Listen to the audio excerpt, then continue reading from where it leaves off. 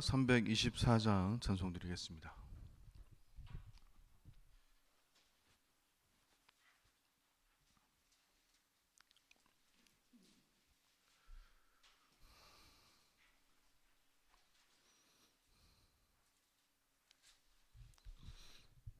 (324장입니다) 예수 나를 오라 하네, 예수 나를 오라 하네. 어디든지 주를 따라 주와 같이 가려네. 주의 인도하심 따라 주의 인도하심 따라 어디든지 주를 따라 주와 같이 가려네.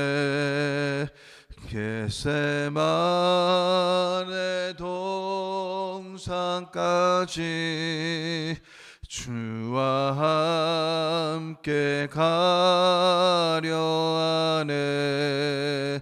피땀 흘린 동산까지 주와 함께 가려네. 주의 인도하심 따라 주의 인도하심 따라 어디든지 주를 따라 주와 같이 가려네. 심판하실 자리까지 주와 함께 가려 하네. 심판하실 자리까지 주와 함께 가려네. 주의 인도하심 따라 주의 인도하심 따라 어디든지 주를 따라 주와 같이 가려네. 주가 크신 은혜 내려 나를 항상 돌보시고 크신 영광 보여주며 나와 함께 가시네. 주의 인도하심 따라 주의 인도하심 따라 어디든지 주를 따라 주와 같이 가려네. 사도신경으로 신앙 고백 드리겠습니다. 나는 전능하신 아버지 하나님 천지의 창조주를 믿습니다. 나는 그의 유일하신 아들 우리 주 예수 그리스도를 믿습니다.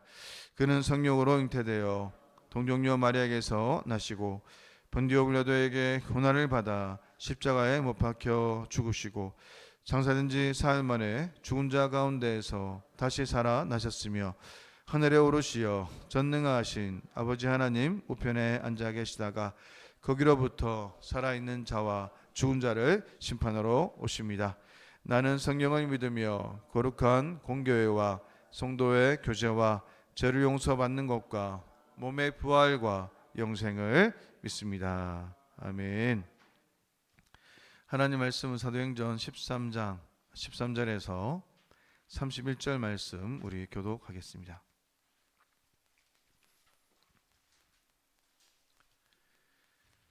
사도행전 13장 13절에서 31절 말씀 교독합니다.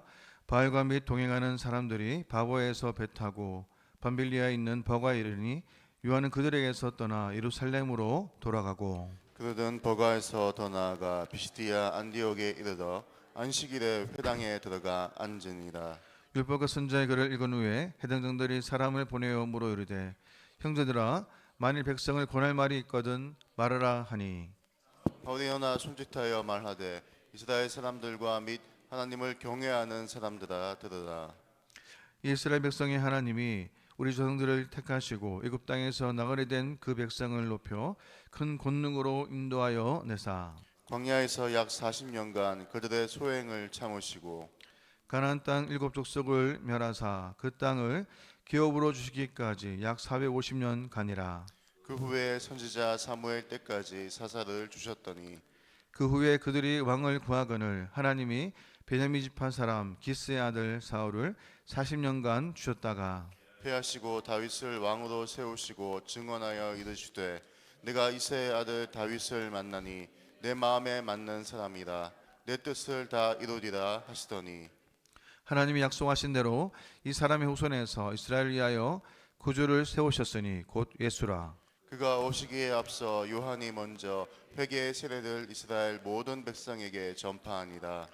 요한이 그 달려갈 길을 마칠 때에 말하되 너희가 나를 누구로 생각하느냐 나는 그리스도가 아니라 내 뒤에 오시는 이가 있으니 나는 그 발의 신발끈을 풀기도 감당하지 못하리라 하였으니 형제들아 아브라함의 후손과 너희 중 하나님을 경외하는 사람들이 구원의 말씀을 우리에게 보내셨거늘 예루살렘에 사는 자들과 그들 관리들이 예수와 및 안식일마다 외우는 바 선지자들의 말을 알지 못하므로 예수를 정죄하여 선지자들의 말을 응하게 하였도다. 죽일 죄를 하나도 찾지 못하였으나 빌라도에게 죽여달라 하였으니 성경이 그를 가리켜 기록한 말씀을 다 응하게 한 것이라. 후에 나무에서 내려다가 무덤에 두었으나 하나님이 죽은 자 가운데서 그를 살리신지라. 다 같이 읽겠습니다. 갈릴리로부터 예루살렘에 함께 올라간 사람들에게 여러 날 보이셨으니 그들이 이제 백성 앞에서 그의 증인이라. 아멘. 이제 우리는 이 복음의 촛대가 서서히 이방 땅으로 넘어가는 그 현장을 보면서 특별히 이 사도행전 23장은 우리 기독교 역사뿐만 아니라 선교 역사에도 큰 분기점이 된다는 것을 우리에게 이렇게 말씀하고 있습니다. 1절에 보니까 안디옥 교회에 선지자들과 교사들이 있으니 곧 바나바와 니게르를 하는 시므온과 구레네 사람 누기오와 분봉왕 헤롯의 젖동생 마나엔과 및 사울이라 이렇게 말씀합니다. 안디옥 교회가 이 노예 출신인 이 흑인 시므온과 유명의 이방인 또 루기오 그리고 불의한 묘국녀였던 이 마나엔을 단지 교회 홍보를 위한 장식용으로 이렇게 영입한 것은 아니었습니다. 또 교회의 대적이었던 이 바울이 한데 모여서 이렇게 안디옥 교회를 이루고 있다는 것을 1절 말씀에 이렇게 말하고 있는 것이죠. 그들은 살아온 사회적 배경과 사상이 달랐고 또 삶의 방식과 사고방식이 달랐고 지적 수준이 너무나 달랐습니다. 그들은 너무나 달라서 한자리에 모여서 이렇게 앉아있을 수 없을 정도로 이질적인 그러한 사람들이었던 것이죠.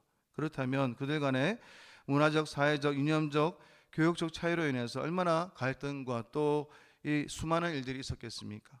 그러나 그들은 그들 간의 모든 이 존재적 차이를 극복하고 편견과 선입견을 깨뜨리고 하나님이 기뻐하시고 하나님이 주목하시는 그 교회가 어떠한 교회인가를 우리에게 보여주고 있는 것입니다. 한마디로 이 안디옥 교회는 세상에서라면 결코 함께 어울릴 수 없는 그런 사람들이 예수 그리스도 안에서 한데 어우러진 그러한 교회라는 것이죠. 철저한 계급사회를 이루고 있던 이 로마 제국 내에서 그것은 정말로 믿기 어려운 일이었던 것입니다. 그러나 그것이 가능할 수 있었던 것은 바로 안디옥 교회의 그 주인이 누구라고 말하고 있습니까? 바로 하나님임을 우리에게 말하고 있는 것이죠. 하나님은 지금 이 어린 교회, 막 태동한 그러한 교회에서 가장 중요하고 권위 있는 그 단임 목사인 바나바, 성령과 믿음이 충만한 사람이었고 리더십에 있어서 너무나 탁월했던 그 사람, 그런 사람을 뽑아서 이렇게 선교사로 이렇게 보내었던 것입니다. 이것은 역설적으로 말해서 교회란 사람의 영향력에 의해서 움직일 수 없는 것을 우리에게 말하고 있습니다. 이후에 바울과 바나바가 선교사로 파송되자 남은 그들 세 사람은 조금도 흔들림이 없이 안디옥 교회를 이끌어 나갈 정도로 확고한 지도력을 우리에게 보여주었습니다.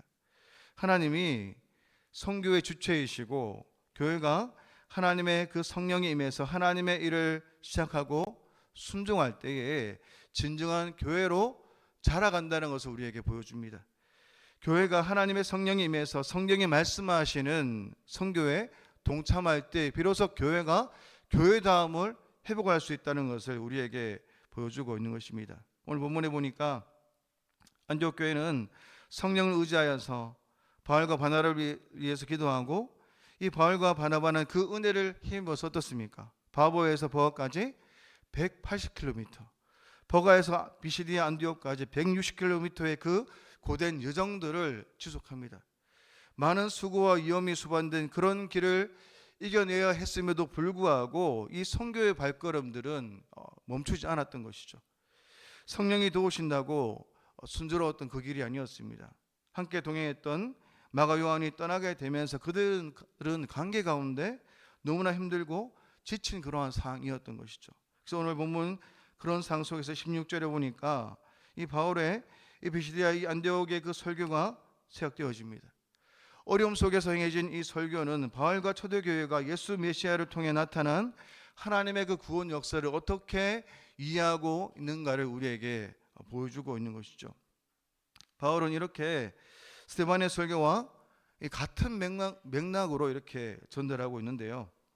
스데반이 설교하던 그때 함께 있었던 바울은 그 설교를 듣고 회개하지 않았습니다.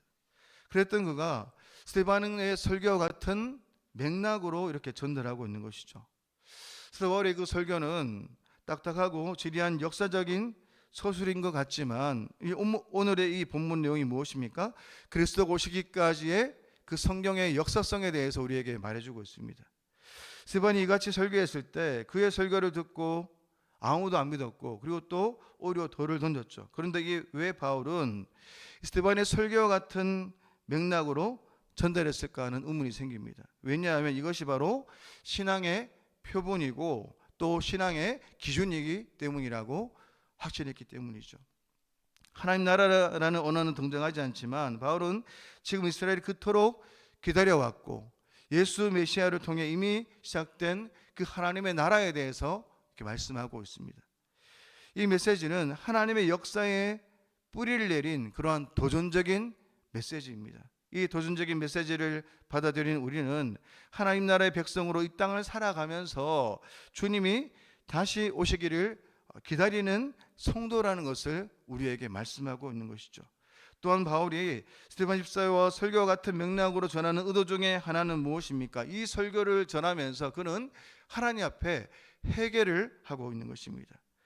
구원에 관한 한 사람에게는 조건이 없습니다.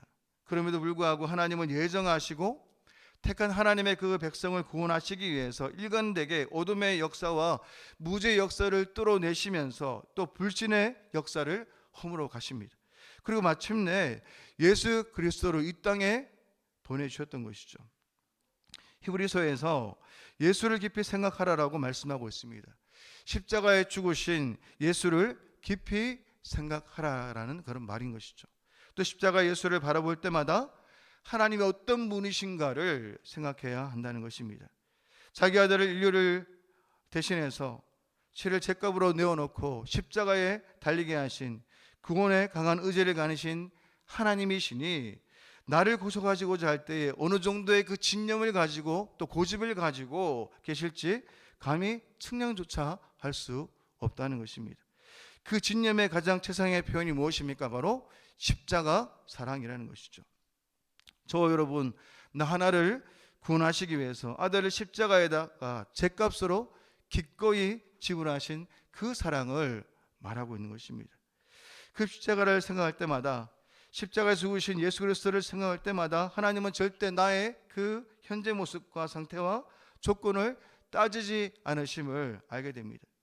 이렇게 복음 앞에서 더 반항하고 더 왜곡시키고 인생을 방탕의 길로 몰고 갔던 이 사울이 다메섹 언덕에서 무릎을 꿇고 말았습니다. 이것이 바로 인간을 향한 하나님의 무서운 진념이라는 것이죠. 그 진념의 그 결정체, 하나님의 그 사랑의 결정체가 원수였던 사울을 변화시켰고, 그 사울이 바로 이 현장에서 복음을 전하고 있는 것입니다. 그 복음을 전하면서 그는 하나님 앞에 회개하면서 하나님 아버지의 마음을 전합니다. 그래서 마침내 오늘 43절 말씀에 어떠합니까? 그들에게 권면하면서 이 비시디아 안디옥에 들었던 그들이 다시 복음 앞에서 변화를 경험하면서 그 은혜에 대해서 전하는 그 바울 사도를 향해서 다시 이 말씀을 전해달라고 다시 한번 부탁하고 있는 모습을 우리 보게 되어집니다. 오늘 바울이 그들에게 말하면서 무엇을 얘기하고 있습니까? 나 자신을 보라는 것입니다. 나 같은 원수도 바로 하나님의 그 사정권 안에 들어온 나를 포기하지 않으셨던 그 사랑 때문에 이렇게 변화되었던 나를 드러내면서 이 복음을 증거하고 있는 것이죠. 복음의 주제가 예수님이시고 하나님이 예수님 우리에게 보내주시기 때문에 소망이 있다는 것을 이 바울은 말하고 있는 것입니다.